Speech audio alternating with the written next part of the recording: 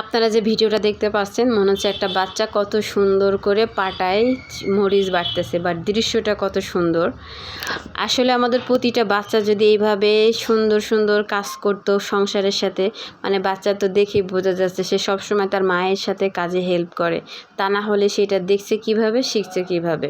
আর এমন কাজের প্রতি, সংসারের কাজের প্রতি এমন বাচ্চার অ্যাক্টিভিটি খুবই কম দেখা যায়। যাই হোক, একটা সময় ছিল যখন আমার বাচ্চা কার্টুন ছাড়া কিচ্ছু বুঝতো না, একদম দিনটা 24 ঘন্টা কার্টুন। এবং যখন ফোনটা হাতে থেকে নিয়ে নিতাম তখন আমার বাচ্চা একটা ভয়ঙ্কর রূপ দেখাতো, মনে হয় সে আমাকে মেরেই ফেলে দেবে। এবং বাচ্চারা যারা কার্টুনে আসক্ত তাদের হাত থেকে যখন আপনি কার্টুন বন্ধ করে দিয়ে ফোনটা নিয়ে নেবেন, সে এতটা হিংস্র হয়ে যায়, সে যদি শক্তিতে আপনার থেকে বেশি থাকতো তাহলে আপনাকে মেরেই ফেলতো, এমন একটা অবস্থা। তো যাই হোক, আমার বাচ্চাকে কার্টুন থেকে বিরত রাখার জন্য সবসময় চেষ্টা করতাম আমার সাথে সাথে রাখার জন্য। বাচ্চা শুরুতে অনেক বেশি কষ্ট করছি বা অনেক বেশি প্যারা দিচ্ছে, জ্বালাইছে, তারপর একটা সময় সে বশ মানছে। সে আমার সাথে সাথে সব কাজ করে। যখন আমি রান্না করি আমার ছেলেকে আমি বলি, বাবা এটা নিয়ে এসো, ওটা নিয়ে এসো, আমি বাটনা বাটি।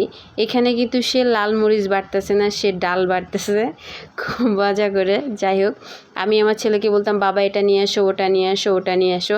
এখন সে সবসময়ের জন্য কার্টুন তো দেখেই না, বরঞ্চ আমার সাথে সব কাজে হেল্প করে, আমার সাথে গল্প করে। আমাকে ছাড়া সে কিছুই বুঝে না, বরঞ্চ আমি যদি ওর সাথে একটু গল্প করি, ওকে সময় দিই, ওর সাথে খেলা করি, ও অনেক বেশি খুশি হয়।